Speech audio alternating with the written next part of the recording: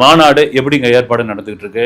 அதுதான் சொன்னது, விக்கிரவாண்டியில் ஒரு பரபரப்பு இருந்தது, ஒரு இது இருந்தது. இதில் ஏன் இல்லை அப்படின்னு பொழுது, விக்கிரவாண்டியில் அந்த மாநாட்டை விஜய் நடத்த முடியுமா, நடத்துவாரா, இல்லை நடத்த விடுவாங்களா? அப்போ என்னன்னா, இந்த வருண பகவானுடைய பயங்கரமான ஒரு மிரட்டல் ஒரு பக்கம் இருந்தது. மழை வந்ததுன்னா அந்த கழனி கடை சொத சொத சொதன்னு ஆயிடுங்க. அதெல்லாம் முடியாது. ரெண்டாவது, விஜய்க்கு வருகிற அந்த தொண்டர்கள் ரசிகர்களுடைய வாகனங்கள்லாம் அனுமதிக்கப்படுமா, இல்லை அவ்வளோ பேர் வருவாங்களா? பல பேர் என்ன எதிர்பார்த்தோன்னா, ஒரு 50,000 பேர் வந்தால் போதுங்க, அதெல்லாம் வர மாட்டாங்க.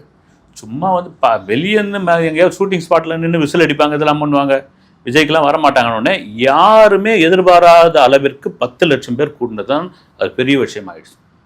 அப்புறம் விஜய் பேசின ஒரு ஸ்பீச் அது என்ன சொல்றது, வழக்கமான அரசியல் தலைவருக்கான ஸ்பீச்சா இல்லாமல், வந்தோமா டக்குன்னு பேசணுமா விஷயத்த சொன்னோமா அப்படின்னு இறங்கி போனதெல்லாம் கூட அது கூட ஒரு பேசும் பொருளா இருந்தது.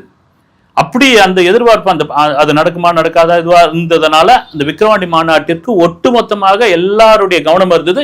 ரெண்டாவது, விஜய் என்கின்ற ஒரு மாஸ் ஹீரோ கட்சி ஆரம்பித்து சில மாதங்களில் முதல் மாநாடு.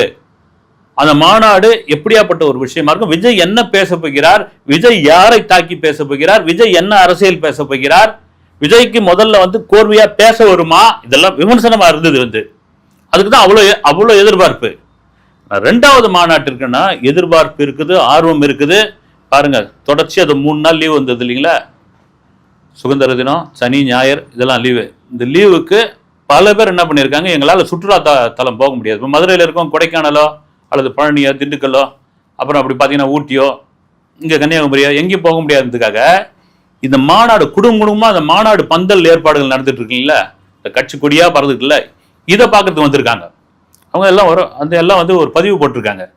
இதை தவிர பார்த்தீங்கன்னா இந்த தூத்துக்குடி, திருச்செந்தூர், திருநெல்வேலி இங்கே போகிறவங்க, யாருன்னா அந்த குலதெய்வ கோயில் கும்பிட்றவங்க, அப்புறம் அந்த கொடை விழாவுக்கு போகிறவங்க, அப்புறம் ஊர் திருவிழாவுக்கு போகிறவங்கலாம் என்ன பண்ணியிருக்காங்க, போகிறவங்க இங்கே தான் விஜய் மாநாடு நடக்குதாமே, டிவிகே மாநாடு, அப்படி போயிட்டு பார்த்துட்டு போவோம்னு சொல்லி அவங்க ஃபேமிலி என்னன்னா, மாநாட்டுக்கு எங்களால் வர முடியாதுங்க, இப்போ நாங்கள் பார்த்துட்டு போகிறோம், பிரம்மாண்டமாக இருக்குது, எங்கே பார்த்தாலும் கட்சி கொடியாக இருக்குது, ஒரு ஏற்பாடு பயங்கரமாக இருக்குதுன்னு அவங்க ஒரு பக்கம்